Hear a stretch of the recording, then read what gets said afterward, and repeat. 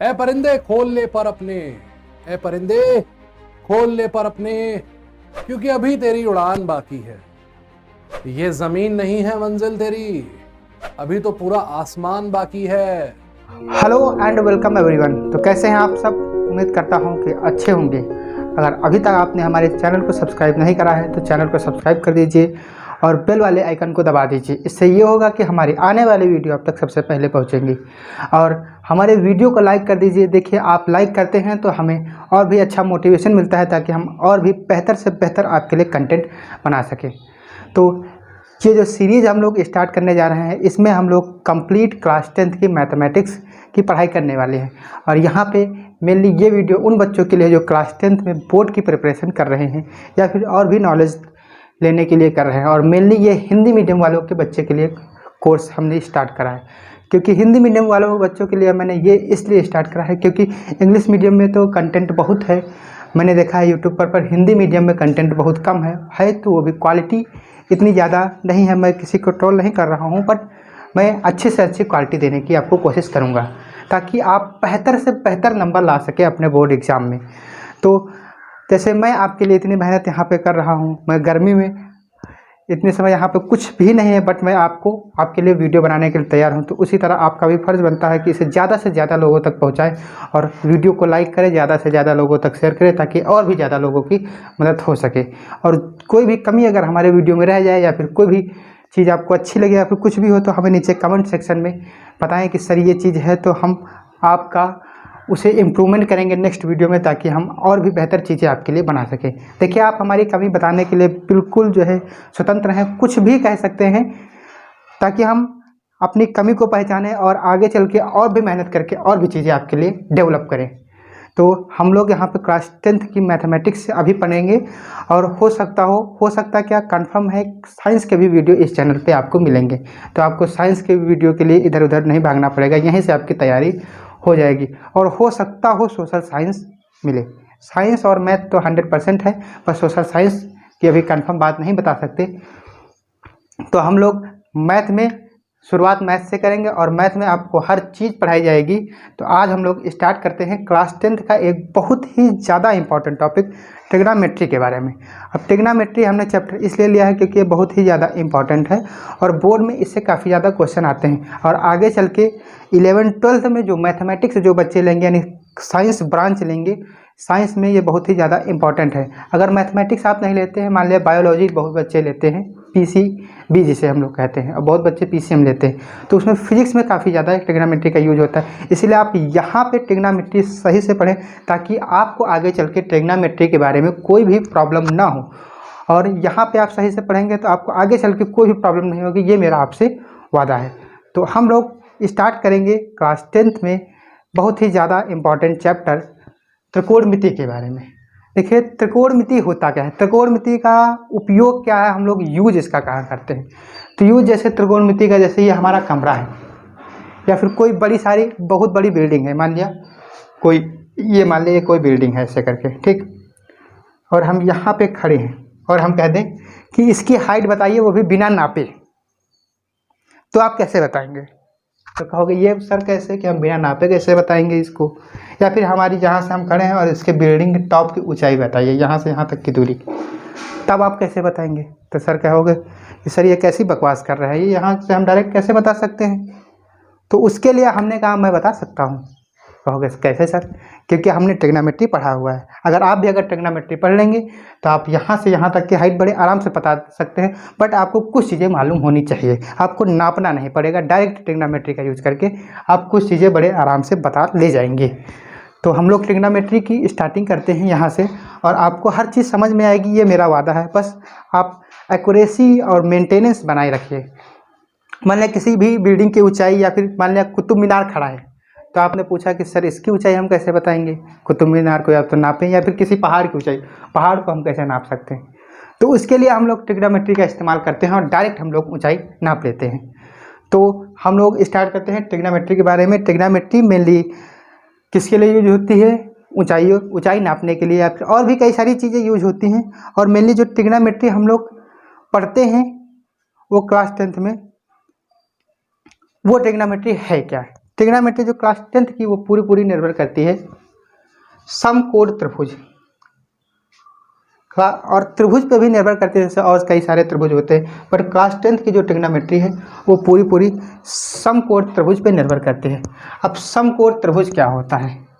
सबसे बड़ी चीज़, समकोण त्रिभुज आप लोगों ने पढ़ा होगा। समकोण त्रिभुज वो होता है जिसमें जिसमें एक कोण कोई 90 डिग्री का हो और बाकी जो दो कोण हों वो न्यून कोण हो। यानी कि एक कोण 90 डिग्री का हो और बाकी दो कोण क्या हों? न्यून कोण हो। न्यून कोण को क्या होता है? हम लोगों को पता है न्यून कोण वो होता है जो 90 डिग्री से कम होता है। न्यून कोण वो होता है जो 90 डिग्री से कम होता है। हमने ज़्यादा कर दिया। न्यून कोण वो होता है जो 90 डिग्री से कम होता है। इतना हम लोग जानते हैं ट्रिग्नोमेट्री के बारे में। अब हम लोग ट्रिग्नोमेट्री में जो समकोण त्रिभुज होता है उसमें त्रिभुज में आप लोग जानते हैं 3 कोण और 3 भुजाएं होती हैं। इतना तो आप लोग सिंपल सी चीज़ जानते ही होंगे। अब त्रिभुज में 3 कोण और 3 भुजाएं होती हैं। अब वो 3 कोण 3 भुजाएं कौन कौन सी होती हैं? देखिए, कुछ चीज़ें हमें यहाँ पे जाननी हैं। जो 90 डिग्री का कोण होता है समकोण त्रिभुज में, उसके जस्ट सामने वाली भुजा, 90 डिग्री के जस्ट सामने वाली भुजा को हम लोग कर्ण कहते हैं। क्या कहते हैं? कर्ण। ठीक। और इंग्लिश में हम लोग इसे कहते हैं हाइपोटेनियस। क्या कहते हैं?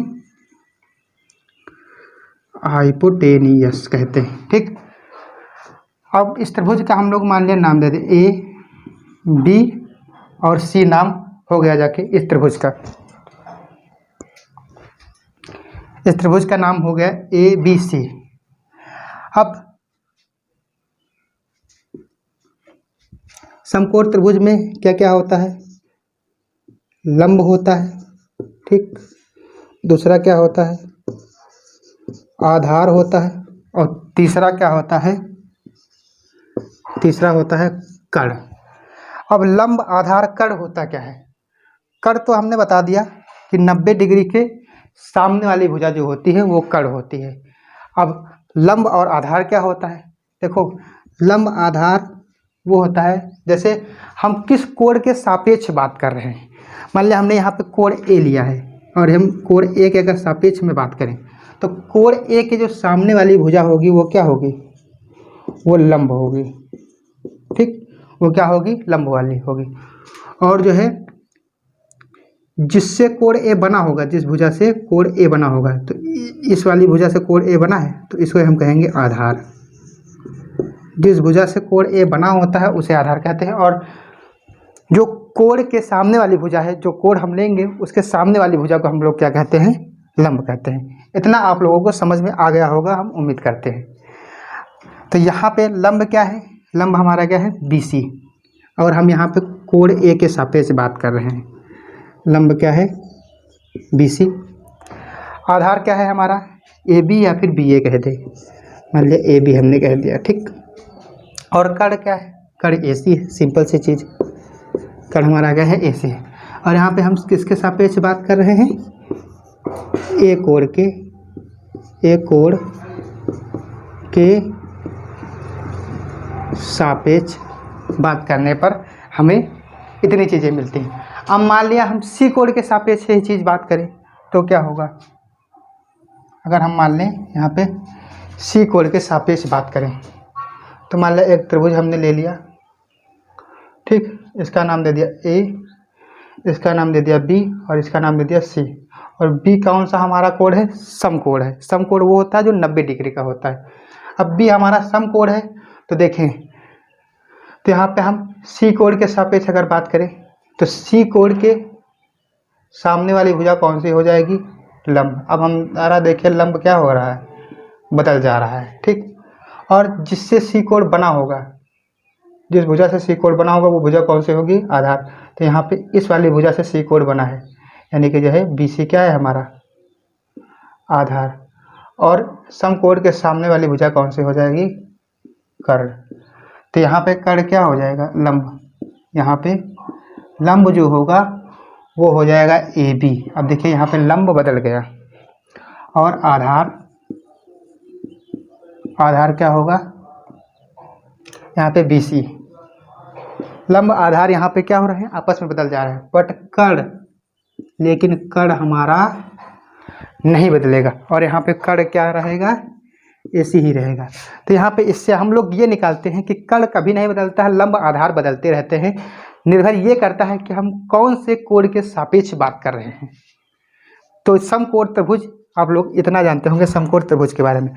अब समकोण त्रिभुज की एक बहुत ही ज़्यादा इम्पॉर्टेंट प्रॉपर्टी है। वो प्रॉपर्टी क्या है, वो प्रॉपर्टी है पाइथागोरस थ्योरम। और पाइथागोरस थ्योरम बहुत ही ज़्यादा इम्पॉर्टेंट प्रॉपर्टी है समकोण त्रिभुज की, और इसके बिना ट्रिग्नोमेट्री संभव ही नहीं है, क्योंकि हर जगह लगती है। तो हम लोग अब बात करते हैं पाइथागोरस प्रमेय की। तो इसको अगर हम काट दे, इतना हम लोग काटते रहें, और आप यहाँ पे हम सी कोण के सापेक्ष बात करते हैं। कौन से कोण की, सी कोण के सापेक्ष में बात करते हैं, सापेक्ष में बात करते हैं। तो हम इसको हटाते हैं और यहाँ पे हम पाइथागोरस प्रमेय कहते हैं की बात। तो पाइथागोरस प्रमेय होती क्या है, पहले हम लोग लिखते हैं पाइथागोरस प्रमेय। पाइथागोरस प्रमेय, पाइथागोरस प्रमेय क्या होती है, पाइथागोरस प्रमेय ये कहती है कि कर्ण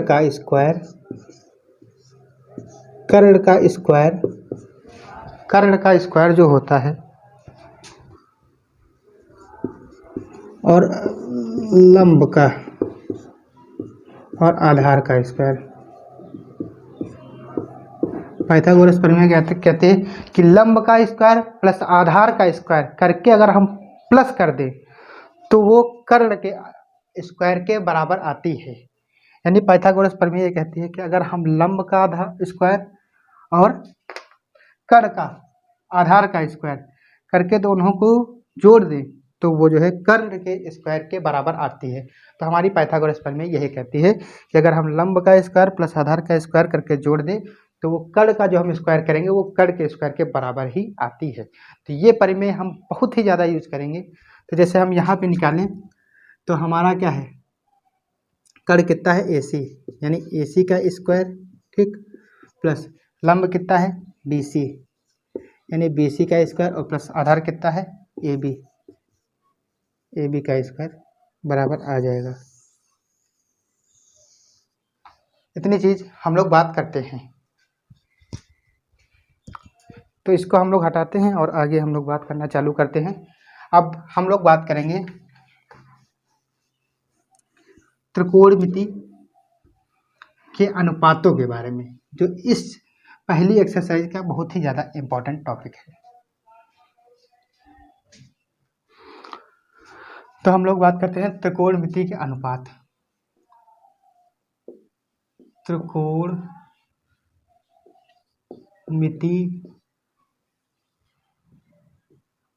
अनुपात इंग्लिश में हम लोग इसे कहते हैं ट्रिग्नोमेट्रिक रेशियो।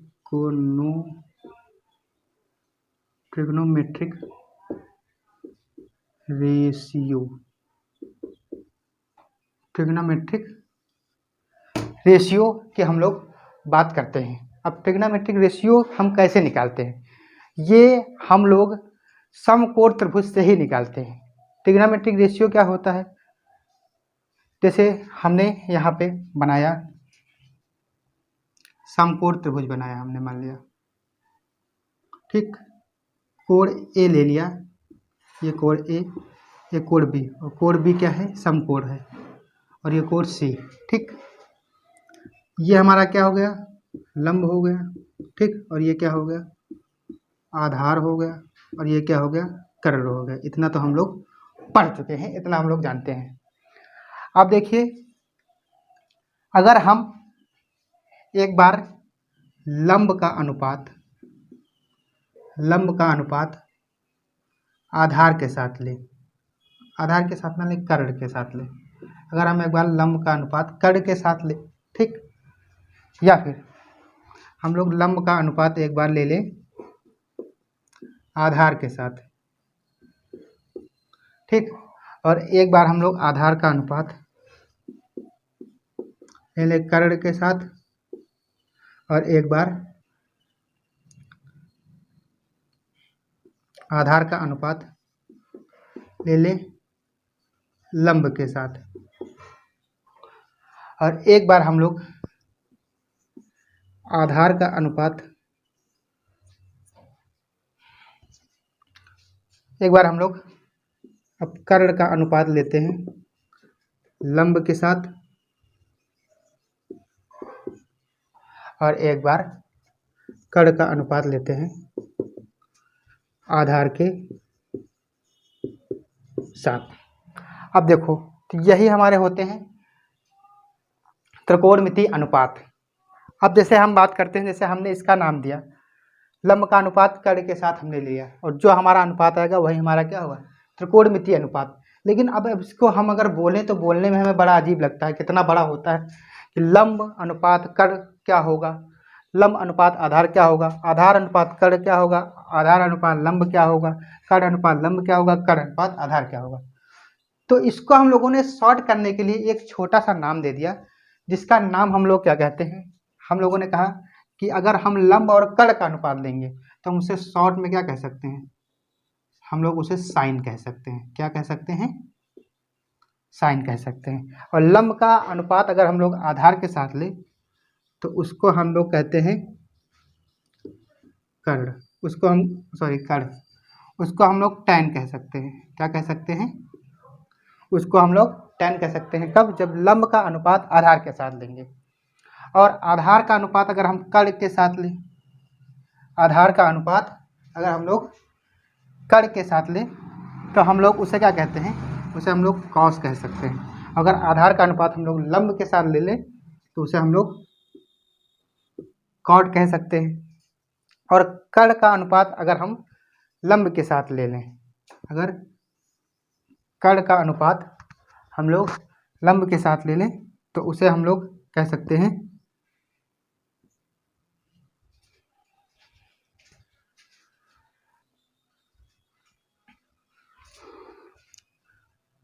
कर्ण बटे लंब को हम लोग कह सकते हैं कौशिक, ठीक। और कर्ण बटे आधार को हम लोग सेक कह सकते हैं। यानी कि हम इतने बड़े बड़े नाम ना लेकर हम शॉर्ट में sine, tan, cos, cot, cosec और सेक कह सकते हैं। इतना हम लोग मतलब इतने शॉर्ट में कह सकते हैं।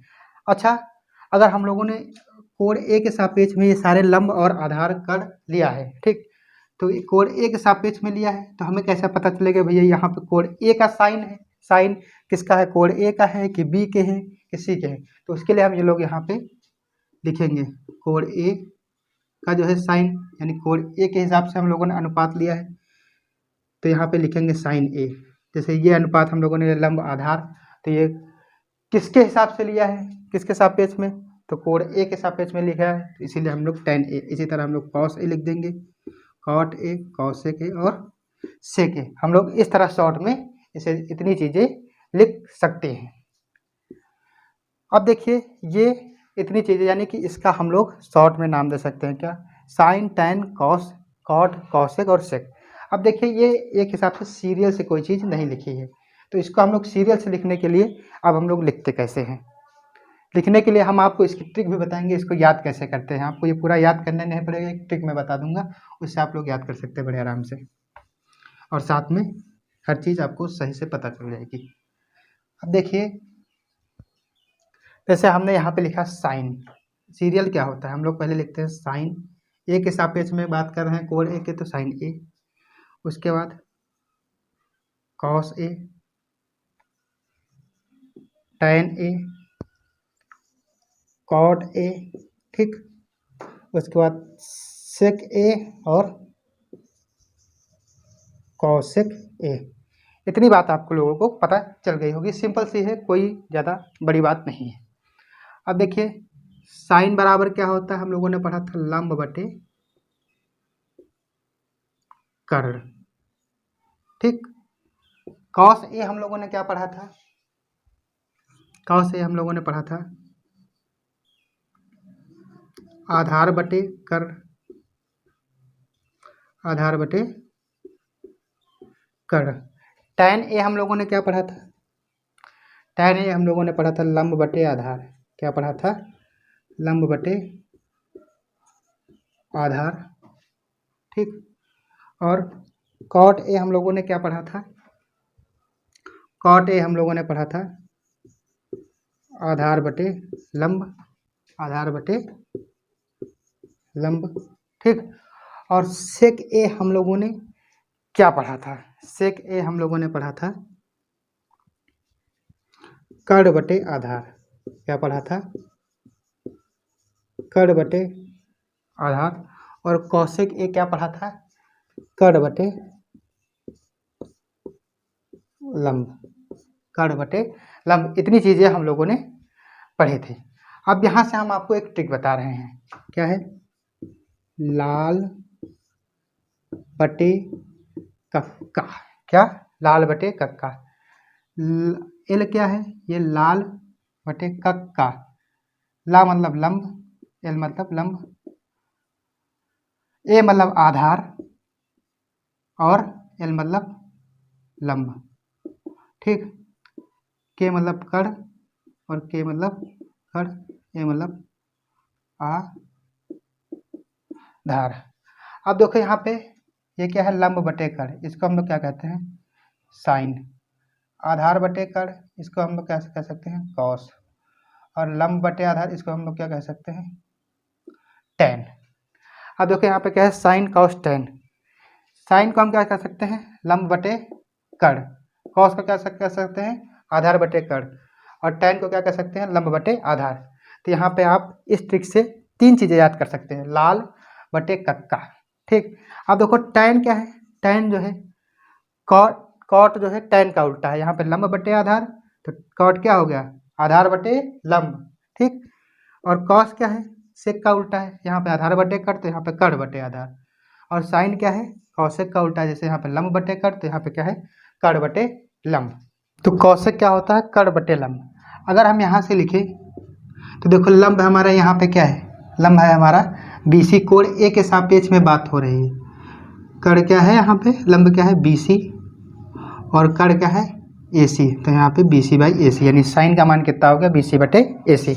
अब इस अनुपात को हम सिंपल सा एक नाम दे सकते हैं, साइन, जो हमने आपको पहले बताया। आधार यहाँ पे क्या है AB और कर्ण क्या है AC। इसी तरह लंब यहाँ पे क्या है BC और आधार क्या है AB। इस तरह हम लोग शॉर्ट नाम दे सकते हैं। और यहाँ पे आधार क्या है AB और लंब क्या है BC। और सेक में कर्ण बटे आधार, तो कर्ण यहाँ पे सब लोग जानते हैं AC और आधार क्या है AB। इसी तरह यहाँ पे कौशिक में कर्ण बटे लंब, कर्ण यहाँ पे क्या है AC और लंब क्या है BC। इतनी बात आपको समझ में आई होगी। तो ये सिंपल सी चीज़ है, आप लोग इसको स्क्रीनशॉट ले लीजिए, नोट कर लीजिए, क्योंकि ये बहुत ही ज़्यादा इंपॉर्टेंट है। ये बेसिक चीज़ है, आपको आगे अगर ये नहीं पढ़ेंगे तो आगे आपको ट्रिग्नोमेट्री में कुछ भी नहीं समझ में आएगा। तो अब हम लोग आगे बात करते हैं। अब हम लोग क्वेश्चन लेते हैं। इतनी चीज़ तो आपको समझ में आ गई होगी, उम्मीद करता हूँ। तो हम लोग पहला क्वेश्चन डिस्कस करेंगे इस वीडियो में, और जो नेक्स्ट आने वाला वीडियो होगा वो उसमें हम पूरी चीज़ डिस्कस करेंगे।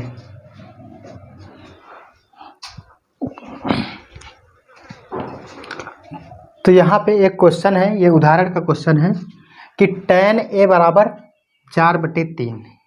tan A कितना है, 4/3।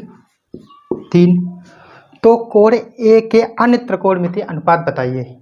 तो कोण A के हमें अन्य त्रिकोणमितीय अनुपात, अन्य कौन से हैं, टोटल त्रिकोणमितीय अनुपात कितने थे, sine cos tan cot sec cosec. इतनी चीज़ें हम लोगों ने पढ़ी थी।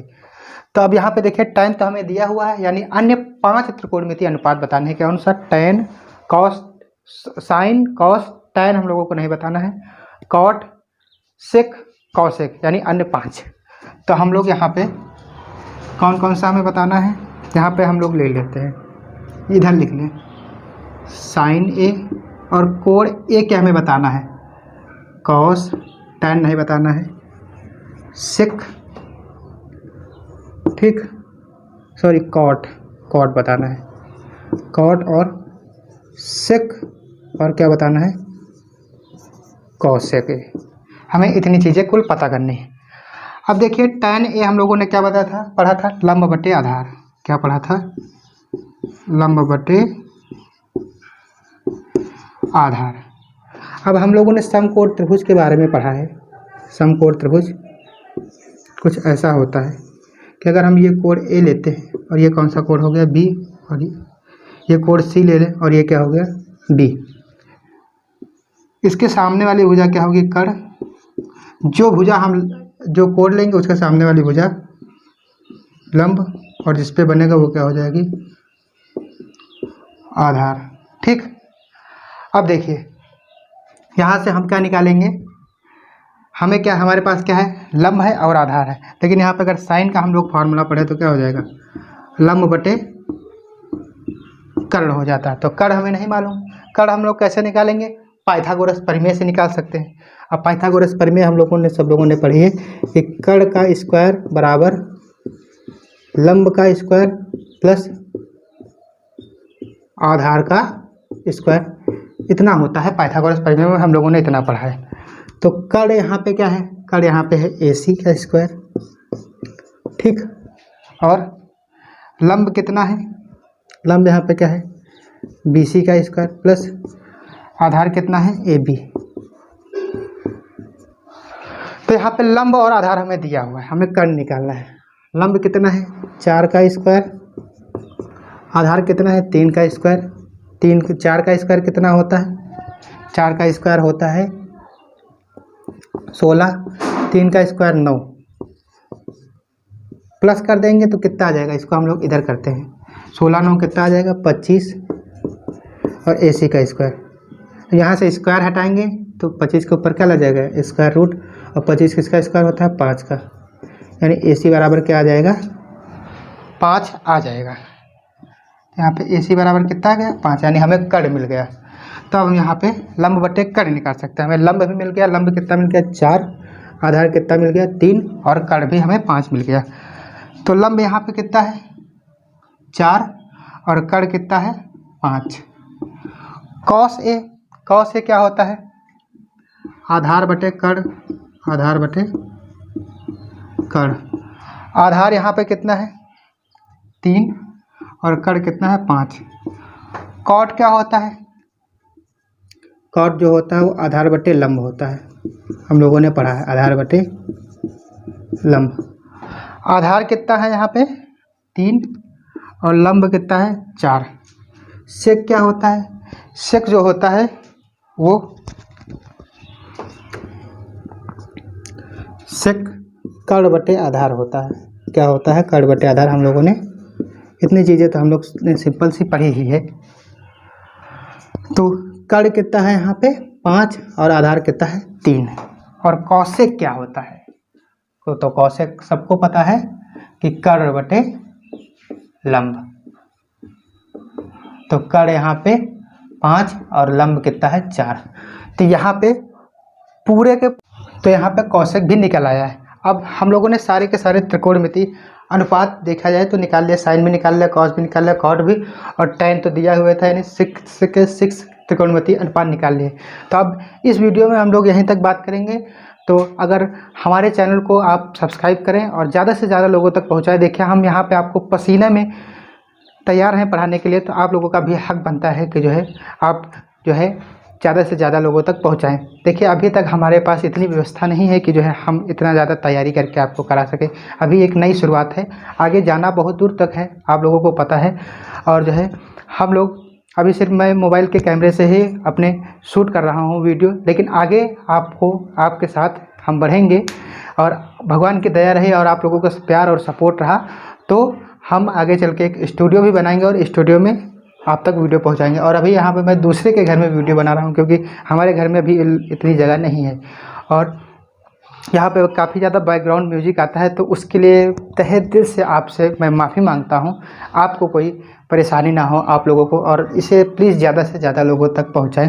तो इस वीडियो में हम लोग यहीं तक बात करते हैं। आगे हम नेक्स्ट वीडियो में NCERT के पहली एक्सरसाइज के क्वेश्चंस हम लोग डिस्कस करेंगे। तो okay, thank you, please share it.